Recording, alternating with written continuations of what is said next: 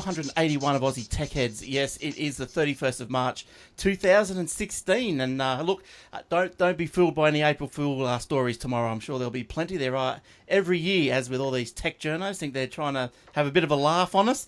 But yes, we are brought to you by athwebhosting.com.au. If you want some shared hosting on Australian servers and at a reasonable price, jump on there, athwebhosting.com.au. Now, maybe a little bit of a different show for everyone this week. Sort of none of the regulars, but we've got two very special guests. We're going to introduce them in quick succession, and then we're going to find out what they do in the tech world. Okay, so first of all, we're going to try and use their nicknames because they're both called Steve, so it's going to be really confusing. So first of all, we've got Developer Steve. Hello, Developer Steve. How you doing?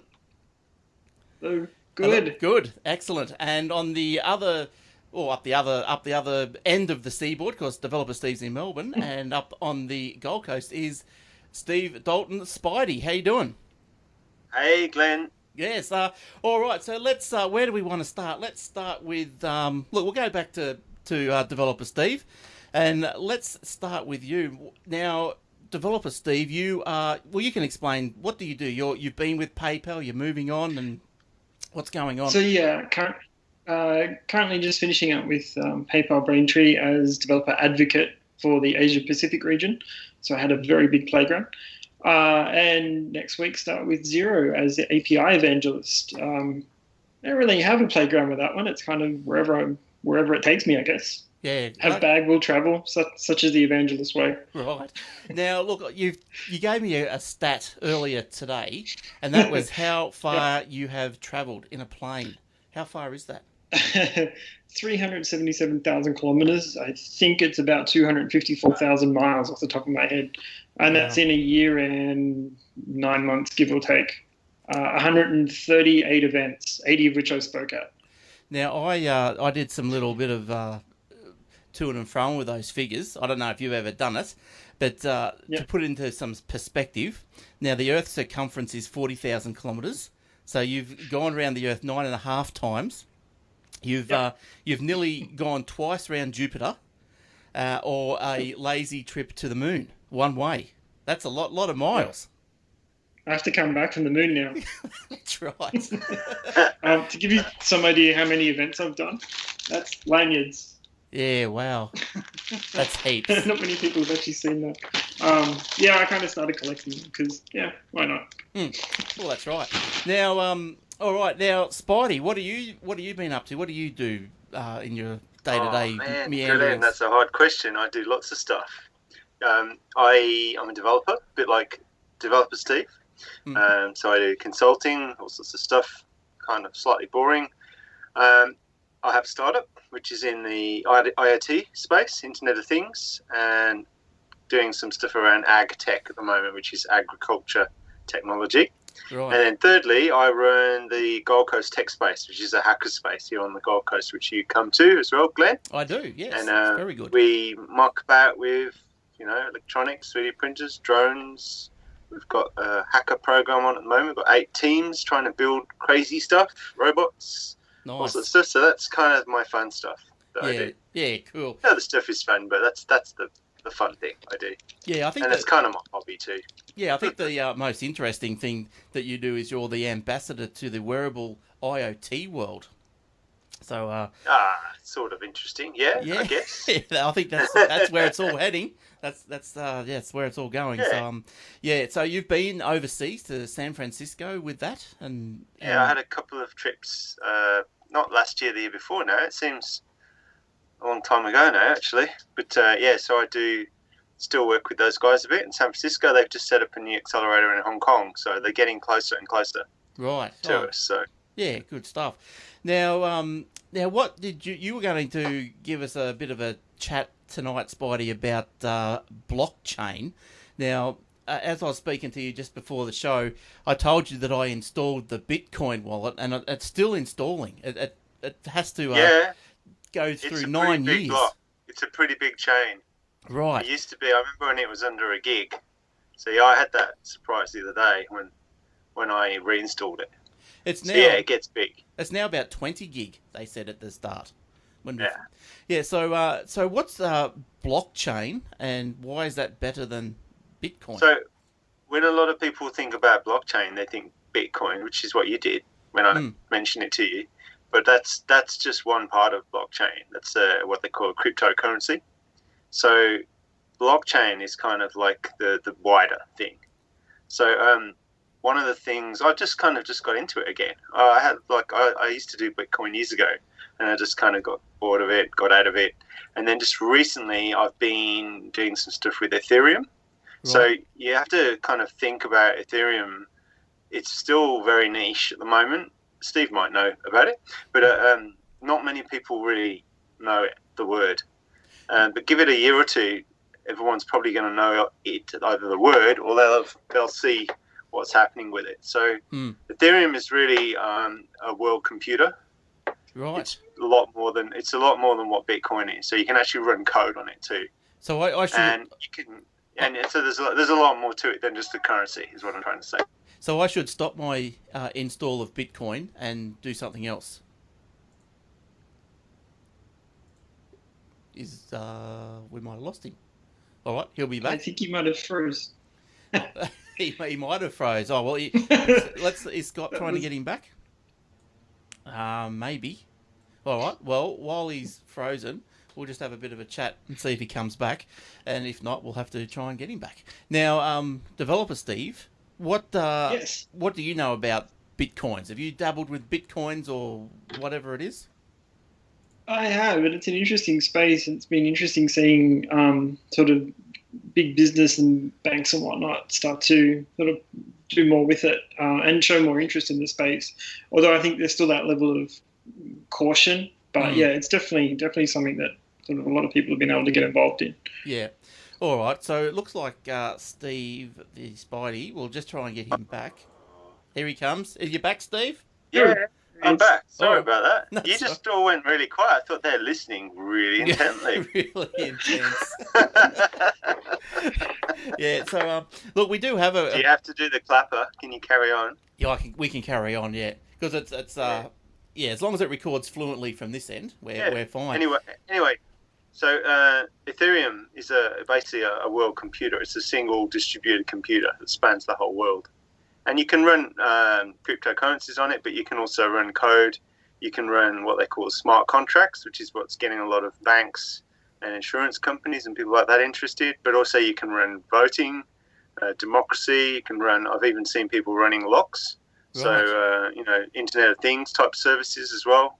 Yep. The nice thing about it is it basically doesn't ever go away.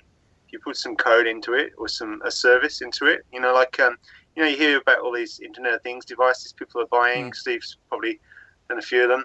The Nest and all these things. They all have a little service they talk to on the web at the other end. Now, what happens when that service goes away? If like the vendor decides to shut it down or they go bankrupt, you've got a brick basically. You've usually got a bit of hardware you can't use. Right. So there's some sort of exciting opportunities there with the blockchain to have basically a network that once you put it out there, it's there for good. Yeah, okay. And you're not at the mercy of a vendor. Right. So yeah, that's what I'm sort of interested in about. There's a lot more to it than that. If you want to learn more, go to Ethereum website. Some good YouTube videos. Yeah, how do you have a spell look for that? the one called so it's Ethereum, ETHEREUM.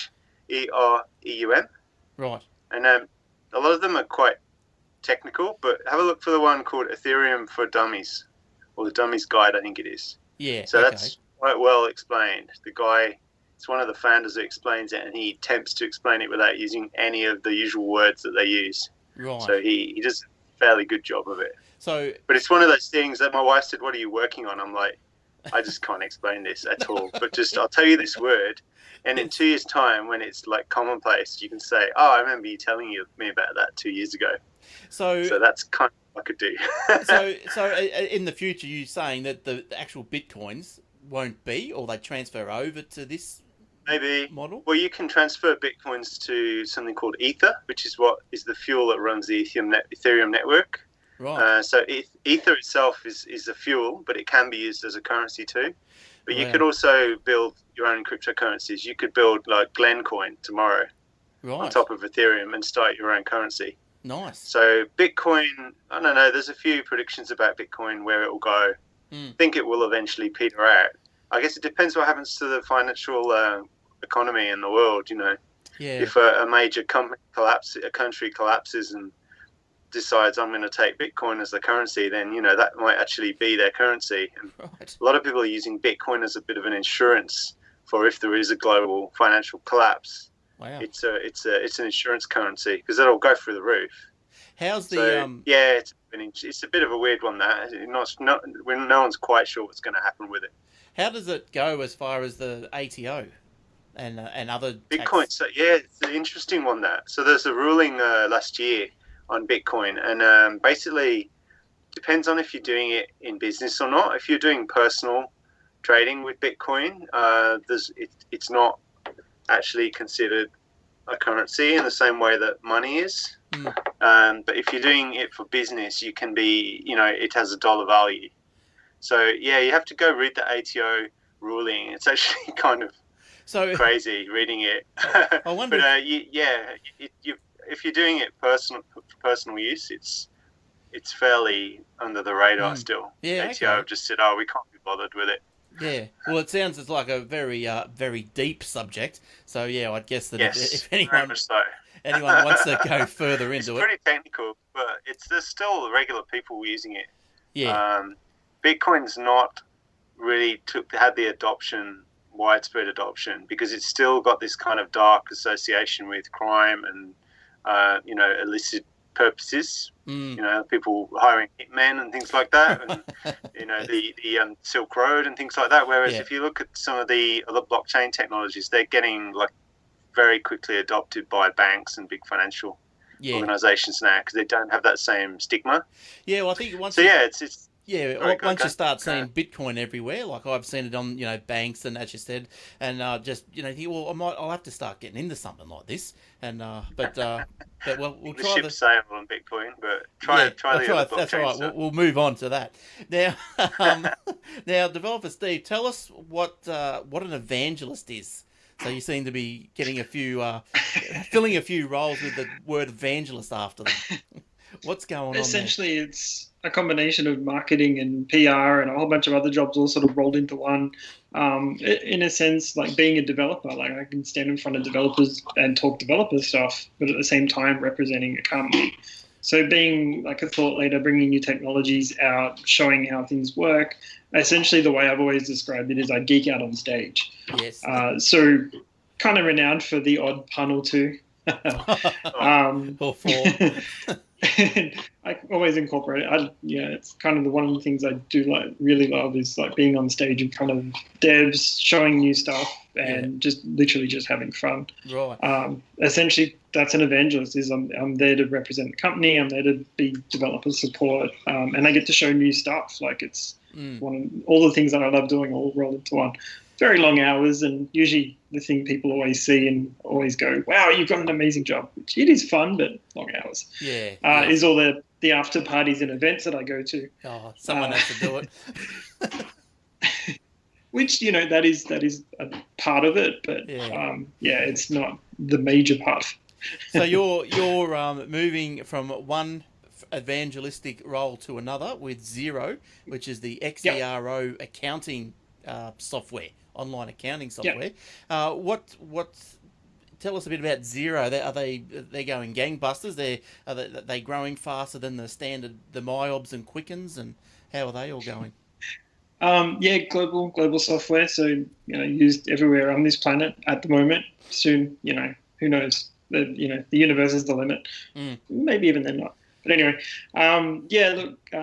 massive expansion.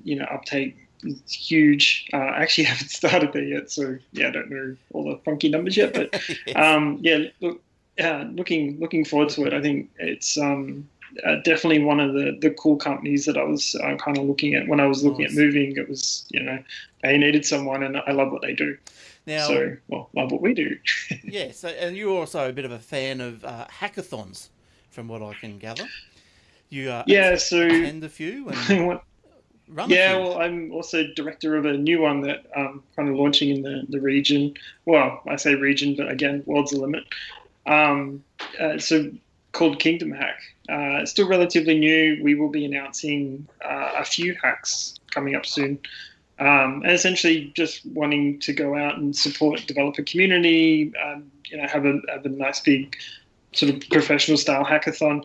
Of course, most people, Sydney, Melbourne, were able to see BattleHack when PayPal was running that in the region. And this kind of sort of feeds on from that. Is we literally wanted a nice big style hackathon for devs to show what they've got at.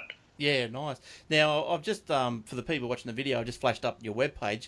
When are we going to get something with a bit more grunt on the webpage? So we've got our lead designer working on some stuff at the moment, which soon. Right. Actually announcing something tomorrow morning. Oh, okay. Well, I'll be going to kingdomhack.com tomorrow morning to find out what's going on. And, we're also on our social media as well. Yes. What's the website? Kingdom Hack AU, is it? Kingdomhack.com. We got the .com. I think I actually went over to the Facebook, Kingdom Hack Facebook, got a bit more information from there as well. But, I saw that. Yeah, so it's looking pretty good. Can't wait to see what it's all about and how it all goes. There's a team behind it as well. So the experienced community hacker team. There's a few different groups in different states, and at the moment we've had invites to go to take it to Singapore and New Zealand already. Wow.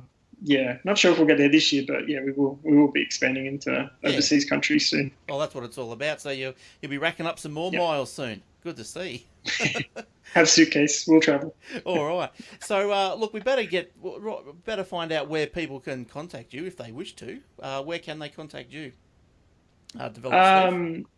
DeveloperSteve.com, and I'm Developer Steve pretty much everywhere. All right. And Spidey, where can they contact you? Spidey everywhere. SPIDIE, spelled totally wrong. And that's Twitter. Steve at refactor.com.au is my email address if you want to email me. But email's dead, right? We don't use email anymore. Yeah, I saw you put that little note in the show note. What are you talking about? I use email all the time. Being cheeky. Yes. I don't know. I'm not using it anymore. And then I just started using it again because Google brought out Inbox finally on Google Apps. So have you seen Inbox? Yes. So that did a good job of basically rolling up about 500 emails I was never going to read. Okay. So I actually did read my inbox. Yeah, right. So maybe I will use email again. Yeah, but that Inbox that's been out for a little while, or has it just been in the beta? I think it was only Gmail users, and then they always said the app users later.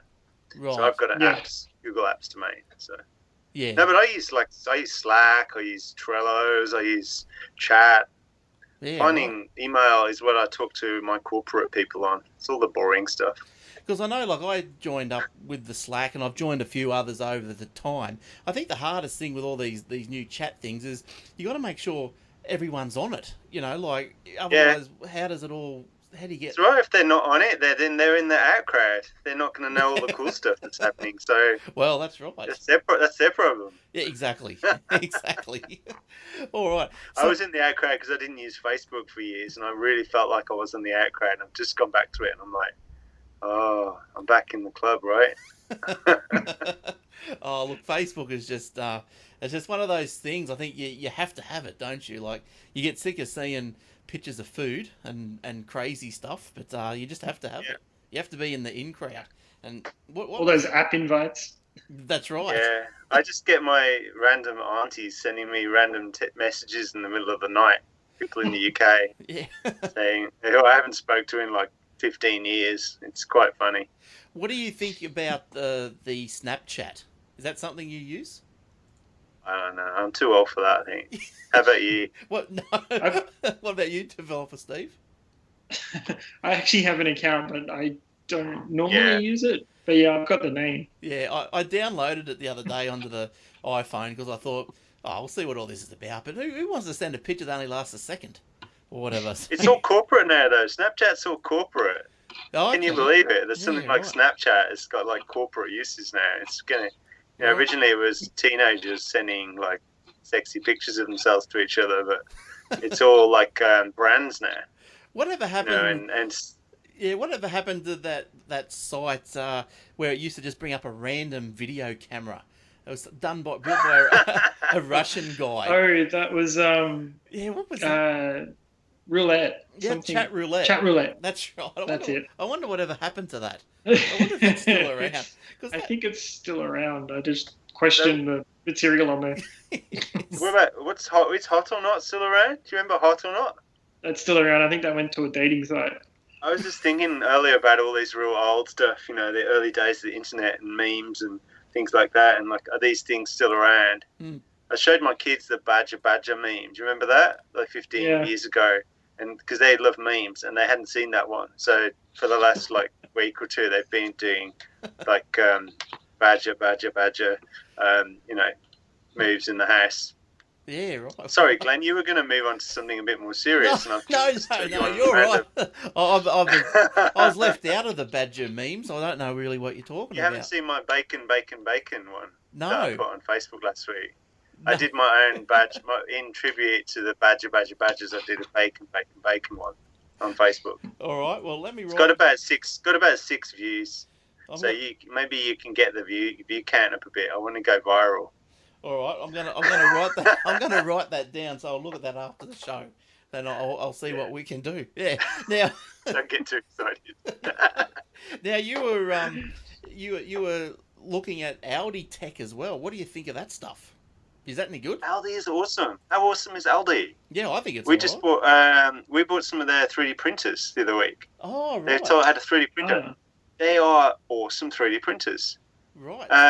And I also bought a really awesome wildlife camera last week, which has got like about 5 different infrared night vision cameras on it. Now, wait, is that for a chat roulette? No. Now, you can come and see my foxy fox in the garden. Does the Aldi printers though, they're basically, it's pretty smart how they did it. They just got, it's like a Prusa. If you know anything about 3D printers, it's like a Prusa i3. Some company just went to Aldi, said, yeah, we can make these for X. Can you sell 10,000 of them? You know, and then they've gone and took a purchase order to China and just got these things built. But they're really good 3D printers. So we've had about 7 or 8 people bought them at our tech space. Right. They're like $500, and 10, 15 minutes getting it out of the box, they work just straight off. So maybe 3D printers are going to be this year. We're going to lose Steve again, I think. But I was going to say, well, while he's doing that, you probably don't know too much. Do you know much about the Audi stuff? Sure. Or is he back? Oh, he's back. I'm back. I'm going to drop out every so often. I think my computer's just cursed. Yeah. So just ignore me. Carry on. Right. We'll wait. Does Audi sell the consumable part of the printers? The plastics? The filament. Yeah. It's right. pretty good. Now, how do you go about getting the designs? Do you download them? You can go to a site like Thingiverse, and there's thousands and thousands millions probably now of designs, and you can, much like code. I was trying to explain this to someone the other day. Some of the objects are actually written in code, something called OpenSCAD. You can actually go to GitHub and actually fork the code and actually change the code, or if you've got the right design tools, you can download the file and edit it. Right. Or you can just make something from scratch, or you can get a scanner. You could scan your head if you want and print your own head. Or people, they're pretty easy to get going with now. Are they special scanners? I guess so. Yeah, you can buy 3D scanners, or you can use a mobile phone actually, and a special background. You can buy like a special. It's got little dots on the back that allow you to see. It allows them to basically make a 3D image, and you rotate your phone around. So there's pretty easy ways to do it now. Now, developer Steve, have you had any interaction with Audi tech gear? Just the odd USB hub or HDMI cable that I've always needed from time to time. And hey, Aldi's down the road and they're on special this week. Look, they're fairly good price, and I've never really had any problems with it before. What about, do either of you know how good is the Kogan stuff? Would you recommend that, like TVs? I've bought a few things from there, including like a little. Actually, I bought a Samsung S4 Mini a few years ago. No issues. Sometimes you have to wait a little while for it to turn up, but generally they'll tell you when you're ordering. Ship straight away from our warehouse 1-2 days. Yeah. Or might be a week or so, but they keep you pretty updated. Fairly cheap, good stuff. Yeah, because what's the warranty like? You ever had to send anything back? I never had to send anything back, thankfully. Yeah. I'm actually just about to buy a little mini digital projector from from a place in China because I wanted a 1080p, little tiny. It's a UC80. Got some friends that have got. Let me know how you go with that, because I'm after one too. So I usually nice. Nice size. UC80. I can send you the link after, but cool. Does 1080p and HDMI, hour and a half battery. I bought got friends that have got one, and I was like, why not? Talking of the projectors, I bought this. I don't know if you guys can see, but it's a little Sony handy cam, and it's got a projector in it. It's got a little projector on the front. Yeah, how cool is that? And these little handy cams, they're light as, like they feel pretty dodgy, but they're like only $320 or something. So whatever you can fit, pretty good. Yeah, whatever you record onto the card, or I think you can even throw a HDMI cable into it and then project whatever onto a wall. I haven't tried it out fully. What do you think of these little vodcast recorders? The people are getting, they've got the screen and the dual mics. You can stick it on a table. And I saw one, and it was good audio quality, but the video was very sort of like fishbowl. It had a very I like the lens on it was. Yeah, right. So I wonder how would it. So if you're sitting opposite each other, was it got two cameras on it or something? It's one camera, but I think the criticism I saw of this particular one was you have to get quite close to it for the mics to be good, and then when you're close, the distortion on the video is a little bit annoying. Yes. So, but yeah, the idea is it's like like the podcast recorders. You can sit in a cafe and say, "Hey, we're going to do a podcast," and stick it on the table and turn it on, and it just works. Well, I suppose like if you're in that if you're in that environment and you need something, if you want to record something or do something, well, that's the only sort of way to do it. Well, it's going to be better than not doing it. So I haven't seen them, but I'll keep an eye. I've seen the two little microphone voice recorder things. But so they're not too bad. Okay, let's. Do you guys want to move on to some? I've got some stories for the week, and we can just do some comments on those. Go for it, Glenn. Windows 10, 270 million users. 8 months after the launch. Now, Spidey, you don't like Windows. Is this a true story? I don't know. I have to. If I have to use it, I use it. What version? I really like Windows. I've still got Windows 7, and it's fine for Windows me. 10. Windows 10 is really good. I completely. I mean, 8 was okay, but 10 that's pretty cool. Yeah. My son's got Windows 10, and he seems to get on all right with it. Yeah. Seems to work. I think it's the way to go. It's look, obviously that 270 million users. Apparently, they want to get to 1 billion. It's released last July, and apparently, not apparently, but it is free for a year. So till this July, it's going to be free. If you've got 7 or 8, you can update for free. And something interesting in this story was on the anniversary, there's going to be a free upgrade. So that's something that must be coming out. So do they know how many people are on Windows 7 still, and Windows XP and all those other versions? Do they have breakdowns? It'd be interesting to see. XP's been depreciated, hasn't it? Yeah, but still going to be plenty of people on it, though. I bet you. Yeah. But I think 7 is going to be pretty big. I would have thought. Still. Yes. Yeah. I don't know. Xboxes has some upgrades too now, so that's now rocking Windows 10 as well. Which kind of, it makes sense from Windows' point of view. And I think Windows 10 you can get for free if you're going to put it on a device with a screen size under 10 inches, if I remember correctly. So I suppose. Don't they have a thing with Windows 10 where you pirates get it for free too? Like if you've got a pirated version, or there was something like that? No, there was talk of that, but they also do support Raspberry Pi. Yeah. Right. Yeah. I don't know. Look, I've moved on to Windows. Yeah, I've moved on to Windows 10. There's a few people out there. Most people I go and have a chat to, they're mainly 7 or 10. There's a few 8s out there, but I think a lot of people have taken the gamble and clicked the little update button, on the Windows 7. And then I think that caused a lot of trouble. Some people. There was a lot of people out there that their parents that just got their computers all set up, and of course their parents go, "Oh, install updates." Yes, it's all changed. The buttons are everywhere. Yes, I think the thing that really got me in trouble when they said, instead of saying upgrade to Windows 10, I think they changed the wording to say install updates. It didn't actually say it was an operating system upgrade. It just said, hey, updates. Keep your system up to date.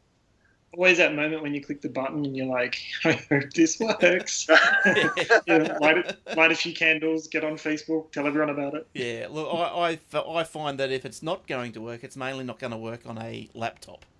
But desktops are pretty rugged. It took me probably a couple of months before I went from 8 to 10. But that's just because I just planned it so like I knew if it all went to custard, that I had to do it on a day when I had time to rebuild. So but it went through fine. There was no dramas. Now, look, something that we're talking about Bitcoins and all this before, something that's been using Bitcoins in a more frequent manner is ransomware dudes. Now, look, there's another one that's been let out into the wild, and it's apparently infects your computer through Dropbox. Now, the ransomware overwrites affected systems' hard drive master boot record in order to lock users out. So, having your master boot record overridden is not the best way to spend Christmas. I think you, I don't know, this might be a question for you guys, but I think you still can recover, can you, from a master boot record fail? Linux. Yeah. But, no, seriously, you can install Windows master boot record as well with a Linux boot disk. But I think there is a Windows way to do it in Windows 2 with some sort of, there's a boot disk you can get. It's a utility. It's like a free utility. Yes. So maybe they get around that. I think the thing to look at though is like how is that even getting installed to begin with? Like what are you installing? What's a user installing to even? Oh, Steve dropped out. So yes. So what's? Sorry. You can recover. It's hard work, but I think you can. I think what happens is people are sent a link and it goes back to a Dropbox file, and it's in the guise of a resume. Like, hi, my name's Jim. I'm looking for a job. Here's my resume, and then you click on the link and you open it up, and bang! Apparently, your system. I think a lot of these things they don't really care about people like us that can fix things. It's the everyday Joe Blogs people that are going to panic and go, I really need this and I'll just pay the money. Yeah. But people who actually know what they're doing are going to be able to get rid of these things and clean them up, but they're not really targeting us. Have you seen the ones that say in Russian, they say if you're a member of like the Russian, it says if you're from Russia, email us and we'll unlock you for free. But it says it in Russian, so people who aren't Russian can't read it. Because basically they don't want to target their so you just have their friends. So you just need to slow down, Steve, and then you'll be right. Now, so apparently, so just to finish up on this, it overwrites the MBR, the master boot record, makes the system unstable, and displays a nice little ransom note during the boot up. And look. They're kind to us because they want to perfect and enhance their product, and they've got their developers and their designers, and they're making nice little screens to look at while it's telling you that you need to spend 0.99 bitcoins. They first of all it was little ASCII. Them, isn't it? Yeah, it was a little ASCII skull, but now they decided they wanted to move on. I noticed they say the military grade encryption as well. They actually it's like you haven't just encrypted your drive. We're doing military grade just to make you feel better about it. Yeah, I know. They're nice, aren't they? They're looking after you, really. They don't want anyone getting your data. Now, what about Dick Smith? They're finally going to all close by April 30. It's not somewhere I ever really shopped. So Kogan's bought the online store, though, hasn't he? Is that the story? Yeah, he has. Yeah. He's just I got a really brand. really cheap soundbar Right. from the Yeah, sale. I got some SodaStream. That's about all I got. Yeah, I don't really go into Dick Smith. There's one here in Rabina, but yeah, apparently, it gets a bit tricky with their staff and everything. Like, because as this story reads, an unnamed Dick Smith employee told Fairfax last week that staff couldn't find new jobs until management specified when stores would close. This is because employees will void their redundancy entitlements. So if they resign before a notice of redundancy. So that's crazy, isn't it? So you're forced. So haven't they got rid of a load of people already though? Because I went to Runaway Bay the other week, and there was like one guy in the whole shop. It's like they just put skeleton staff. I think it's more the case of they can't have them work, and they're in the process of sorting out redundancies, and like that's a lengthy process.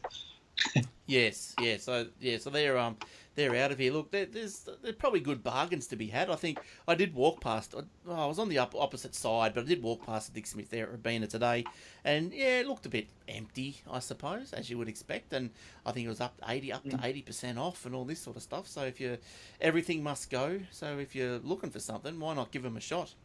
I'm not sure. Just don't expect the warranty. No. Well, that was the big thing, wasn't it? Dick Smith, they said, you don't have to keep your receipts or anything. We'll keep all your warranty records. Do you remember that?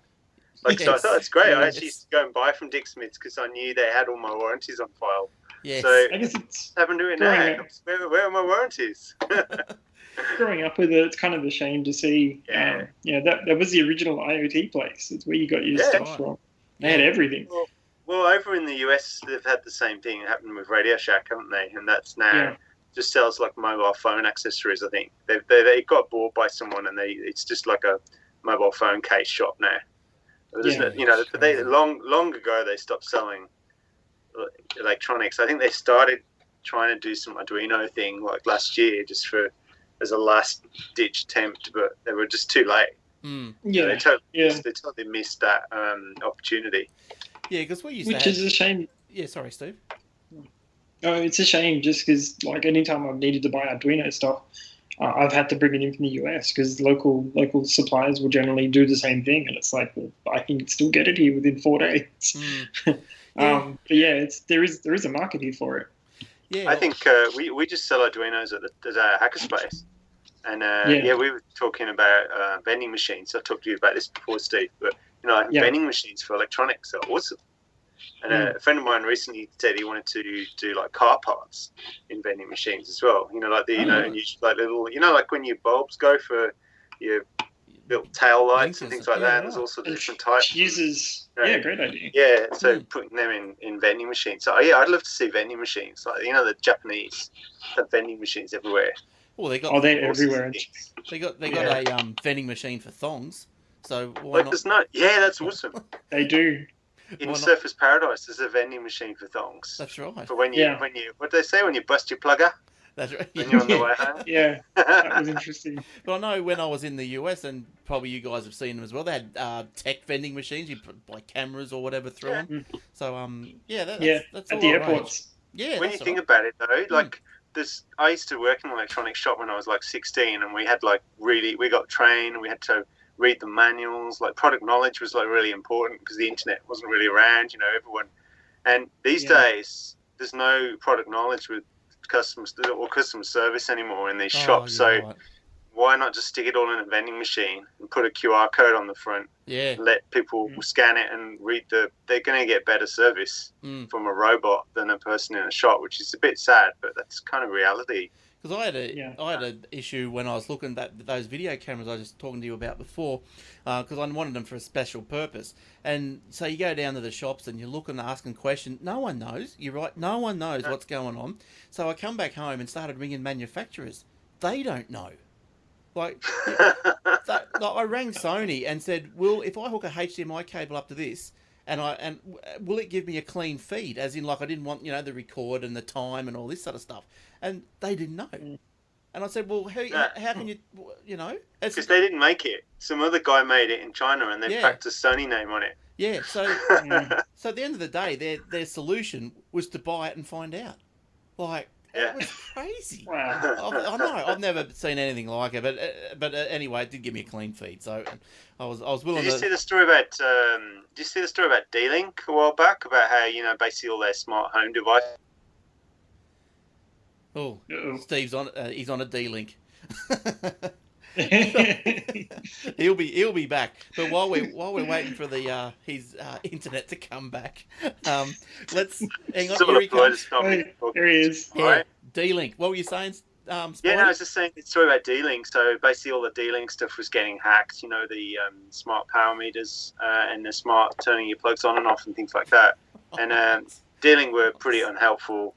And there was a blog post I read about it. I can't remember exactly what it was who wrote it, but they were basically saying, a lot of these companies now don't make any of this stuff. It's these people. It's like a no-name brand that actually makes a lot of the internals, and they just slap a brand, a box around it and put D-Link on it. So when it comes to like the internals, anything to do with firmware or vulnerabilities, things like that, hackers, white hat hackers who are like hacking stuff and sending D-Link emails saying, hey, by the way, there's a vulnerability in your product. D-Link, they have no idea. It's the other guy. They can pass it on to the people who make the firmware, but at the end of the day, they're just kind of protecting their asses and protecting their brand. There's not a lot of incentive for them to fix anything. No. And then the poor guys that actually made the firmware, they're often not told about it, or it's just, it's too hard for them because they're just a small little company who've been screwed by the big player anyway. Yeah. So yeah, a lot of the stuff you're seeing in the shops, I'm not sure about Sony. It might be different with Sony, but some of these brands, the stuff that they're selling is not theirs. It's just in their box. They just sell that plastic around it belongs to them, but the tech is pretty arbitrary. Yeah, well, I suppose the same you could go with, like name brand computers. That's all other people's stuff inside a box with the brand name on the front, really, isn't it? Hey, I opened up a Seagate hard drive the other day because I had a Seagate hard drive that I needed to swap around because the Raspberry Pi wouldn't read it. Long story. Opened up Seagate hard drive and there was a Samsung one inside. Excellent. Excellent. That was an external hard drive. Yeah. It's how we roll now.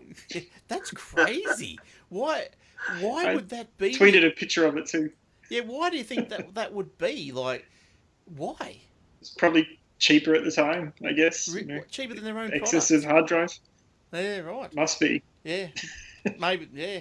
Oh, that's crazy stuff. What about Optus and Uber? They're offering Uber drivers discounts or cheap, real good plans for Wi-Fi, so their Uber cars can be Wi-Fi enabled. Amazing idea. Yeah, you like it? You would use Uber? Cool. I've used Uber a lot through 9 countries. And like having Wi-Fi, as soon as you arrive at a location, or having it, going to and from airports, or amazing idea. Like, I can't wait for it. So this is rolling out into Sydney and Melbourne. So they want to initially deploy about 100 Wi-Fi points in low-cost Uber X cars, which has the potential to expand if it's successful. So they're going to offer the Uber drivers discounted plans, including a $40... I've already got that email. Are you an Uber driver? It's an amazing idea. Because I'm an Uber driver, but I've only ever done one drive. Can you believe that? Yeah. I signed up and I did one drive, and then I got a job the next day. I love Uber. It's so much easier. Like, the only time I'll generally get a taxi is when I have to, or from an airport. It's pretty nasty when you have to get a taxi. Yeah. These days. And the trick with the UberX, maybe I shouldn't be broadcasting this on a public podcast, but some of the airports don't allow UberX, so you just move your PIN to usually the petrol station down the road, and you'll find there's like 20 UberX drivers just hanging around there, just outside the zone. and you just ring the driver. Yeah. There's always I didn't realise that, because I really don't take taxis or Ubers, but I was reading somewhere the other day, probably trawling through the Facebooks, and I knew they rate your driver. I knew they did that, but they rate the drivers rate you as well. Yeah. You can get your rating though. You can email them and they'll send you your rating. Yeah. Right. And if your rating drops down, you can get kicked off. Yeah. So if you're abusive to a driver, and he can. And you do it enough times, then you'll get kicked off the network. You won't be able to get a car. Yeah, right. So It's crazy. yeah, that's good. Yeah, well, I guess so. Yeah, because Keeps everyone honest. yes, Yeah. well, yeah, And unlike You taxis, you like can challenge it. yeah. yeah. Sorry, But unlike taxis, you can't do that as easy. That's the beauty of it, is you know who they are, they know who you are. Yeah. And I think it's pretty hard to get an Uber license, though, isn't it? You do. Nah. No, I've got one. It's easy. it's easy. They gave one It's to like me. It's an online process. They check the car Depends on out. the state. Yeah. Depends on the state, Glenn, but most of the states have like a driver authority, Right. and you just have to go to the government and get a driver authority, and then it's pretty clever the way Uber did it. They basically outsourced their police checks to the government by getting you to do a driver authority. That's all right, but your car, That's very clever. your car has to be a relatively new model as well, doesn't it? Yeah. It has to get checked out, yeah. Yeah. But it's still not legal fully in 2 states at the moment. Right. But, matter of time. Oh, it's illegal in Queensland. Damn it. Can you edit And that Vic- bit, Glenn? Yeah. In Victoria, You've Me being a driver. You've only done you one have a drive. license. You've only Yeah, done you one don't drive, use it. Steve. Yeah. I don't at the moment. No, I haven't. I've done one drive. Yeah. So you'll be right. You'll be I right. earned like $6.20 on Uber. That's it. If you look on my account. And I suppose a big story is over the last couple of weeks and sort of been turned on its head. Developer Steve, what's your take on the iPhone hack and the FBI? That wasn't a hack. No way that was a hack. No, that was a social hack, if anything. Like, they've been able to graft a password from somebody, or right? they did not hack that phone. You think John McAfee was And- in there somewhere? Oh yeah, he always saves the day. No, that was definitely a social hack, if anything. But I love how mysteriously a glass of water was knocked onto it afterwards. So Right. it didn't happen.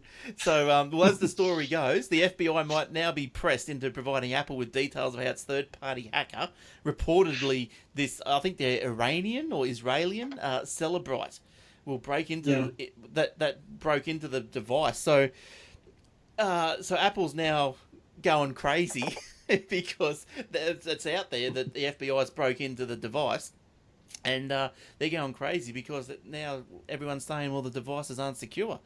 But as developer Steve just said, that it's probably a social hack, so that everything should calm down. So yeah, Nothing's secure. No, security is a figment of your imagination, Glenn. Yes, I'm sure it is. Look, if it's all it's just the right zeros and ones, then you'll get what you want, don't you? Yeah. It's all zeros and ones. And malware on Gumtree. I don't know. That's the thing. Throw some Isn't twos in Gumtree and you get malware malware. anyway?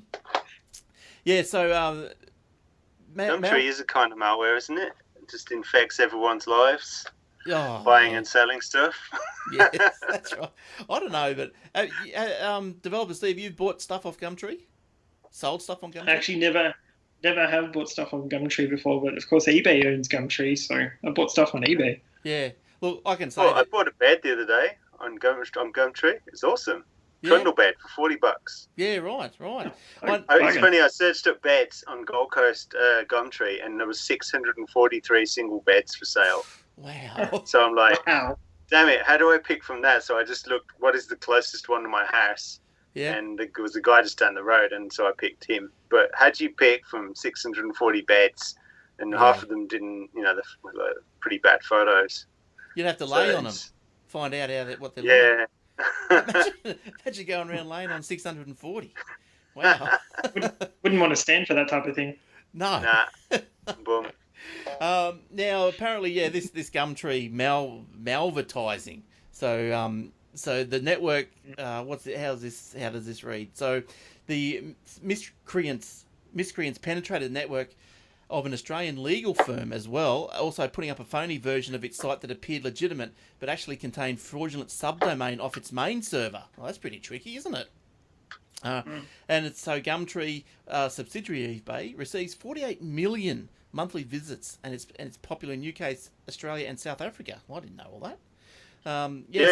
It's all over the place. The criminal. So this version of Gumtree looks heaps better. It's the pirate version. Oh, Like you right. can buy, and you can buy pirate costumes and ships, and you can buy a plank, and Yeah. you Hey, speak, and it's all translated into pirate speak. Yeah, yeah. I'd And it love does. that. That's good. I bet it does ransomware too. Yeah. Excellent. Excellent. Do you want a quick MBR wipe while you're here? Yes. Yes at checkout. All Oh, I right. like that. I think they should keep that background forever, Yeah, or just on Speak Like a Pirate Day. that's Put right. that on. Yeah. When is Yeah, that? Do you know when Speak Like a Pirate is? November is it? Can't remember. Yeah. Yeah, later in the year. Comes around every Yeah. now and then. Yeah. Now, I know we'll just touch on one last topic, and Spidey, I think this is up your alley because I saw you put it down somewhere. What's going on with the census? You're objecting to it. Census. Oh, So, I saw that. so you know the census, right? Those people that come around your house and hassle you to fill in those forms about yourself and ask you, what religion you are, and you can say a Jedi if you want, or Whatever. so they Oh, yeah. normally I think they do collect your name and address, but then they tear off the top section, Right. and that is submitted anonymously, and then the Bureau of Statistics use that to do statistical analysis. So this census in Australia is the first time they're going to keep your name and address on your census. Right. So who gets that? The So ABS. and this has happened in a few other countries as well, and it's been used for slightly nefarious uses. Right. So there's a call out at the moment from Australian lawyers saying that we should do civil disobedience and we should not fill the census in, and it gives you 9 handy tips of how to get out of the census. Nice. And you got to be fairly brave to get out of this thing, because they have people that come around your house and they're paid on commission to get people to fill in census. So they're gonna, if you're gonna ignore them, then you're gonna probably have to ignore the door being knocked for like a week around dinner time, probably.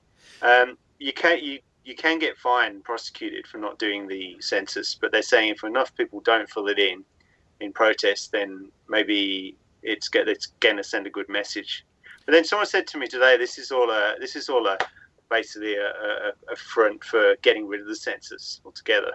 So if they can actually make the data look crappy, then the argument is it's a waste of money, and why are we doing it in this day and age when we can, gather all sorts of information about people electronically. Well, which anyway. Yeah, so the census is an interesting one, though, because it does ask some fairly personal stuff about your income and the people that are in your house, the exact numbers that are in your house, and the relationships between those people, and religion, race, things like that in there. So, I want to put Pastafarian on mine this time if I do fill it in. So for my religion. Yeah, so I don't know if I don't think I'm worthy of being a Jedi, and my sword skills just are I haven't really done much exercise lately, and I don't think I could really hack it as a Jedi, but you're not feeling sitting the force. around like eating pasta and talking in pirate speak and all of that, I could do that. That could be you. Yeah. So that's the religion for me. Well, I suppose, as you say, like, why? I wonder why they're going down this path. Like, why do they want to collect? Like, they know everything about you anyway. It's just not all maybe put together, and the ABS is probably not as a privacy castle, let's say, as like the ATO. Like you try and get information out of the ATO, you can't get it, but out of the ABS, it's probably on their website somewhere. So I actually used to do geospatial analytics many moons ago, and the lowest sort of geographic brick you could take get this data down to was micro collection district, which is within 20 households.